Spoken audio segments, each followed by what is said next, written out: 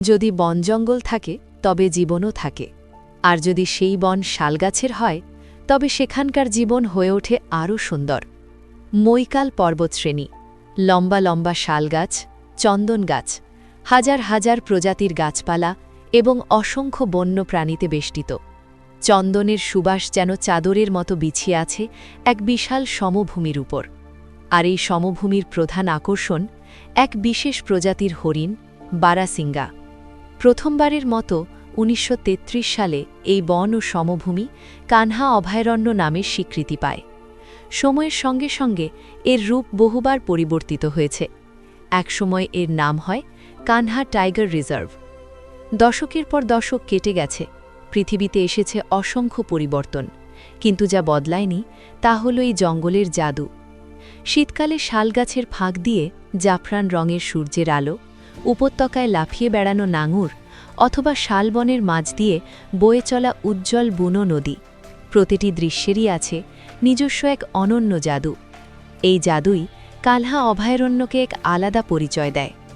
তবে এটা ভুলে গেলে চলবে না, কানহা সারা বিশ্বে পরিচিত তার বিখ্যাত রয়্যাল বেঙ্গল টাইগারের জন্য।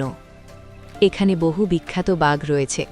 ঘন শালবনের ভেতরে লুকিয়ে আছে এক অন্য রকম রোমাঞ্চ। কল্পনা করুন, আপনি জঙ্গল সাফারিতে বেরিয়েছেন, হঠাৎ করেই আপনার সামনে একটি পুরো বাঘের পরিবার হাজির। বিশ্বাস করুন, এটি এমন এক রোমহর্ষক অভিজ্ঞতা যা আপনি সারা জীবন ভুলতে পারবেন না। প্রায় ২০০ বছর আগে ব্রিটিশ শাসকরাও এসেছিলেন এখানে। তারাও প্রেমে পড়েছিলেন কানহার। সবুজ বনভূমি এবং শীতল আবহাওয়া তাদের আকর্ষণ করেছিল, তাই এই জঙ্গলই হয়ে ওঠে তাদের বিশ্রামস্থল। আজও জঙ্গলের ভেতরে ১০০ বছরেরও বেশি পুরনো ভবন প্রমাণ করে ব্রিটিশরা এখানে কতটা সময় কাটিয়েছিল। একসময় শিকার ছিল সবচেয়ে জনপ্রিয় বিনোদন। কানহায় শিকারের কোনো অভাব ছিল না। ব্রিটিশ অফিসার, ভারতীয় রাজা এবং স্থানীয় শিকারীদের অসংখ্য গল্প ও কিংবদন্তি আজও ভেসে বেড়ায় এই বনে। এমনই এক কিংবদন্তি শ্রবণ তাল। এই পুকুর আজও বহন করে হাজার বছরের ইতিহাস। প্রচলিত আছে, রামায়ণের রাজা দশরথ একদিন শিকারে বেরিয়েছিলেন। সেই সময় শ্রবণ কুমার তার অন্ধ বৃদ্ধ পিতামাতার জন্য এই পুকুরে জল ভরতে এসেছিলেন। রাজা দশরথের তীরের আঘাতে শ্রবণ কুমার নিহত হন। পুত্রশোকে ভেঙে পড়া তার পিতামাতা রাজা দশরথকে অভিশাপ দেন, তাঁরও মৃত্যু হবে পুত্র বিচ্ছেদের যন্ত্রণায়। সেই অভিশাপের ফলেই রাজা দশরথের মৃত্যুর সময় তার প্রিয় জ্যেষ্ঠ পুত্র রাম তার পাশে ছিলেন না। সেই প্রাচীন সময় থেকে আজ পর্যন্ত শ্রবণতাল এবং কানহার বনাঞ্চল দেখেছে বহু উত্থান পতন। এই উত্থান পতনের সবচেয়ে কঠিন প্রভাব পড়েছিল বারাসিঙ্গার উপর। মাত্র ১০০ বছর আগে বারাসিঙ্গা পাওয়া যেত সমগ্র মধ্য ভারত, মহারাষ্ট্র, ওড়িশা এবং তেলেঙ্গানার সমভূমিতে। কিন্তু ৫০-এর দশকে তাদের বিস্তৃতি সংকুচিত হয়ে যায়। শেষ পর্যন্ত তারা টিকে থাকে কেবল কানহার বনে। পরিস্থিতির গুরুত্ব বিবেচনা করে ১৯৫৪ সালে বারাসিঙ্গার শিকার সম্পূর্ণভাবে নিষিদ্ধ করা হয়। এই সিদ্ধান্তটি অত্যন্ত গুরুত্বপূর্ণ ছিল, কারণ মধ্যপ্রদেশ রাজ্য গঠনের ২ বছর আগেই এর ভবিষ্যৎ রাজ্য পশু সংরক্ষণের প্রথম পদক্ষেপ নেওয়া হয়েছিল। মধ্যপ্রদেশের রাজ্য পশু বারাসিঙ্গা। এর ইংরেজি নাম হার্ড গ্রাউন্ড সোয়াম্প ডিয়ার। নামে সোয়াম্প বা জলাভূমি থাকলেও এই প্রাণী মূলত পছন্দ করে স্থলভূমি ও খোলা সমভূমি, আর সেই কারণেই এর আসল পরিচয় লুকিয়ে আছে এর মাথার শিঙে। বারাসিঙ্গার শিঙে থাকে অসংখ্য শাখা প্রশাখা। এই বহু শাখা থেকেই এসেছে এর নাম বারাসিঙ্গা, অর্থাৎ বহু শাখাযুক্ত শিংওয়ালা হরিণ। পুরুষ বারাসিঙ্গার বয়স বাড়ার সাথে সাথে এর শিং আরও শাখাবহুল হয়। সাধারণত একটি পূর্ণবয়স্ক পুরুষ বারাসিঙ্গার শিঙে ১২টি শাখা দেখা যায়। কখনো কখনো এই সংখ্যা আরও বেশি হতে পারে। কিন্তু বিংশ শতাব্দী এই অসাধারণ সুন্দর প্রাণীর জন্য ছিল অত্যন্ত কঠিন সময়। একদিকে অন্যান্য হরিণের তুলনায় এদের লেজ তুলনামূলকভাবে ছোট হওয়ায় তাদের সহজেই শনাক্ত ও শিকার করা যেত। অন্যদিকে ৪০ কোটি মানুষের খাদ্য সরবরাহ নিশ্চিত করতে প্রয়োজন হয়ে উঠেছিল আরও কৃষিজমি, বড় বড় বাঁধ এবং আধুনিক শিল্প। উন্নয়নের এই প্রবল চাপে ক্রমশ কমতে থাকে বারাসিঙ্গার বাসযোগ্য স্থলভূমি।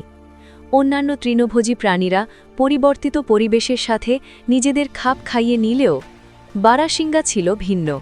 এরা স্বভাবে লাজুক, এরা মাত্র কয়েকটি নির্দিষ্ট প্রজাতির ঘাসই খেতে পছন্দ করে। অবৈধ শিকার এবং উপযুক্ত স্থলভূমির অভাব, এই দুইয়ের সম্মিলিত প্রভাবে বারাসিঙ্গা পড়ে যায় গভীর সংকটে। 60-এর দশকের শেষ নাগাদ কানহা অভয়ারণ্যে মাত্র 66টি বারাসিঙ্গা অবশিষ্ট ছিল। এই অল্প সংখ্যক প্রাণীকে বিলুপ্তির হাত থেকে রক্ষা করা প্রায় অসম্ভব হয়ে উঠেছিল। অনেকে মেনে নিয়েছিল বারাসিঙ্গা হরিণ খুব শীঘ্রই বিলুপ্ত হয়ে যাবে, কিন্তু সবাই আশা হারায়নি। কিছু মানুষ স্বপ্ন দেখা থামায়নি। কোনো বিলম্ব না করে সীমিত সম্পদ ও ব্যবস্থাপনা নিয়েই তারা শুরু করেছিল এই সুন্দর বন্য প্রাণীকে বাঁচানোর লড়াই। এই প্রচেষ্টায় প্রশাসন এবং বৈজ্ঞানিক সম্প্রদায় কাঁধে কাঁধ মিলিয়ে কাজ করেছে। 60-এর দশকে সারা পৃথিবী থেকে পর্যটকরা আসতেন কানহায় বাঘ দেখতে। তখন এক অদ্ভুত প্রথা চালু ছিল। বাঘ সহজে দেখানোর জন্য শিকারকে বেঁধে রাখা হতো, ফলে পর্যটকেরা দীর্ঘ সময় ধরে বাঘের দর্শন পেতেন। কিন্তু এই সমভূমিগুলোই ছিল বারাসিঙ্গার আবাসস্থল। যখন পর্যটক থাকত না আর শিকারও বেঁধে রাখা হতো না, তখন সেই সমভূমিতে থাকা বারাসিঙ্গারাই হয়ে উঠত বাঘের শিকার। জঙ্গলের কর্তৃপক্ষ পরিস্থিতির গুরুত্ব বুঝতে পেরে বাঘের জন্য শিকার বেঁধে রাখার প্রথা সম্পূর্ণভাবে বন্ধ করে দেয়। এটি ছিল ছোট একটি পদক্ষেপ, কিন্তু অত্যন্ত গুরুত্বপূর্ণ। তবে পথ তখনও দীর্ঘ ছিল। বারাসিঙ্গাকে বাঁচাতে তাদের দ্রুত সংকুচিত হয়ে আসা আবাসস্থল সংরক্ষণ করা জরুরি ছিল। প্রয়োজন ছিল সঠিক ব্যবস্থাপনা এবং দীর্ঘমেয়াদী পরিকল্পনার। এই কারণেই কানহা জাতীয় উদ্যানের ভেতরে থাকা গ্রামগুলিকে পুনর্বাসনের উদ্যোগ নেওয়া হয়।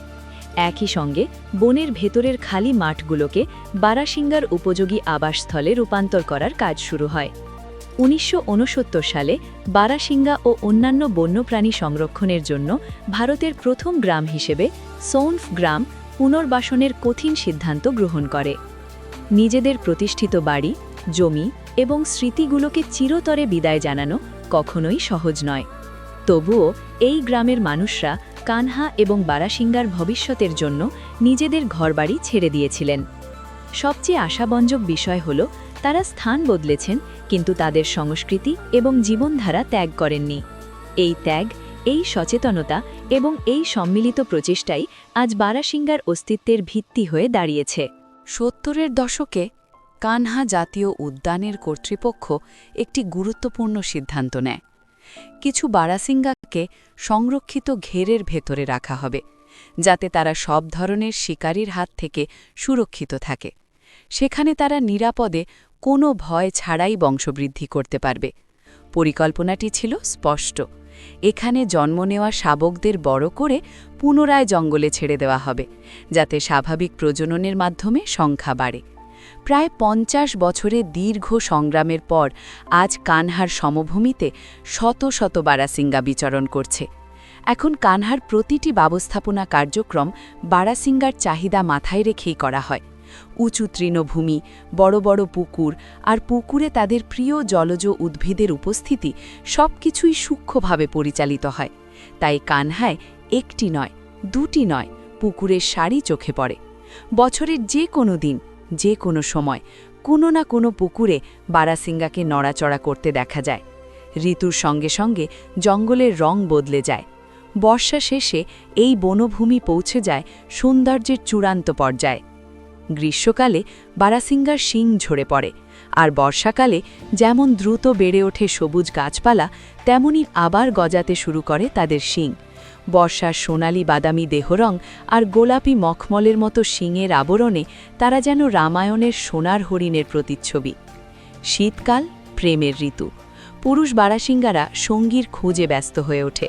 তারা শিংয়ে খড় আর ঘাস জড়িয়ে যেন টোপর পরে বর সেজে এক মাঠ থেকে অন্য মাঠে, এক পুকুর থেকে অন্য পুকুরে ঘুরে বেড়ায়। কোনো স্ত্রী বারাসিঙ্গাকে পছন্দ হলে তারা এক অদ্ভুত সুরেলা ডাক দেয়, প্রেমের গান গেয়ে তাকে আকৃষ্ট করে। কিন্তু যদি দুই পুরুষ একই সঙ্গিনীর প্রতি আকৃষ্ট হয়, তবে সংঘর্ষ অনিবার্য। শীতকালে শিংয়ের সংঘর্ষে প্রায়ই দেখা যায় তীব্র লড়াই। এই মিলনের ফল 9 মাস পরে, বর্ষায়। একটি স্ত্রী বারাসিঙ্গা বছরে মাত্র একটি শাবকের জন্ম দেয়। তাই শাবকদের নিরাপত্তা অত্যন্ত গুরুত্বপূর্ণ। নবজাতক শাবকদের 2 থেকে 3 মাস লম্বা ঘাসের আড়ালে লুকিয়ে রাখা হয়। তবু জঙ্গল মানেই বিপদ। সবচেয়ে বড় হুমকি অজগর সাপ। শাবক দেখলেই গিলে ফেলতে পারে। গত 5 দশকে অসংখ্য অজগরকে পুকুর এলাকা থেকে ধরে অন্যত্র স্থানান্তরিত করা হয়েছে। এই দীর্ঘ পরিশ্রম অবশেষে ফল দিয়েছে। যে বারাসিংহার একসময় কেবল সোনফ ও কানহার সমভূমিতে সীমাবদ্ধ ছিল, আজ তারা বিস্তৃত পুরো কানহা জুড়ে। প্রতিটি বারাসিংহাকে বছরের 365 দিন গণনা করা হয়। বিশেষ রেজিস্টারে তাদের সংখ্যা ও শাবকদের হিসাব নিয়মিত নথিভুক্ত করা হয়। কিন্তু সংখ্যা বাড়ার সাথে সাথে এসেছে নতুন চ্যালেঞ্জ। সবচেয়ে বড় ভয় কোনো সংক্রামক রোগ। একটির শরীরে রোগ দেখা দিলে তা দ্রুত ছড়িয়ে পড়তে পারে অন্যদের মধ্যে। তাই বন্যপ্রাণী বিশেষজ্ঞরা মত দেন কিছু বারাসিংহাকে অন্য সংরক্ষিত অঞ্চলে স্থানান্তরিত করা দরকার। এটি হবে এক প্রকার প্রজাতির জন্য বীমা। একসময় সাতপুরা টাইগার রিজার্ভের বড়ি অরণ্যেও বারাসিংহা ছিল, কিন্তু সেখানে ফিরিয়ে নেওয়া সহজ কাজ ছিল না। 80-র দশকে স্থানান্তরের প্রথম প্রচেষ্টা ব্যর্থ হয়। রাসায়নিক প্রয়োগ করে অজ্ঞান করার পদ্ধতিও সফল হয়নি। তবু কানহার ব্যবস্থাপনা হার মানেনি। আফ্রিকার সাভানায় ব্যবহৃত বোমা পদ্ধতি অনুসরণ করে নতুন পরিকল্পনা নেওয়া হয়। প্রথম পরীক্ষামূলক ধাপে বারাসিংহাদের পাঠানো হয় বন বিহার জাতীয় উদ্যানে। রাসায়নিক ছাড়াই নিরাপদ স্থানান্তর ছিল এক বিশাল সাফল্য। এরপর 2015 থেকে 21 সাল পর্যন্ত 6 ধাপে 58টি বারাসিংহাকে সাতপুরায় ছেড়ে দেওয়া হয়। আজ বড়ি অঞ্চলে বারাসিংহার সংখ্যা 90-এরও বেশি। কিছু দল প্রায় 50 কিলোমিটার দূরের চূর্ণ সমভূমিতেও বসতি গড়েছে। 1954 সালে শিকার নিষিদ্ধ হওয়ার পর প্রায় 7 দশকের নিরলস প্রচেষ্টায় হার্ড গ্রাউন্ড সোয়াম্প ডিয়ার আজ নতুন জীবন পেয়েছে। কানহায় সংখ্যা বেড়েছে 66 থেকে 1000-এরও বেশি। সাতপুরা ও বন বিহার মিলিয়ে মোট সংখ্যা এখন 1100-রও বেশি। এই সাফল্যের পেছনে আছেন অগণিত বনরক্ষী, বিজ্ঞানী এবং অদৃশ্য যোদ্ধারা, যারা জীবনের বহু বছর উৎসর্গ করেছেন এই প্রজাতিকে বাঁচাতে। তাদের প্রতি আমাদের গভীর স্যালিউট। আজ বারাসিংহা নির্বিকারভাবে সমভূমিতে ঘুরে বেড়ায়, প্রেমের গান গায়, আর এগিয়ে নিয়ে যায় তার বংশের ভবিষ্যৎ।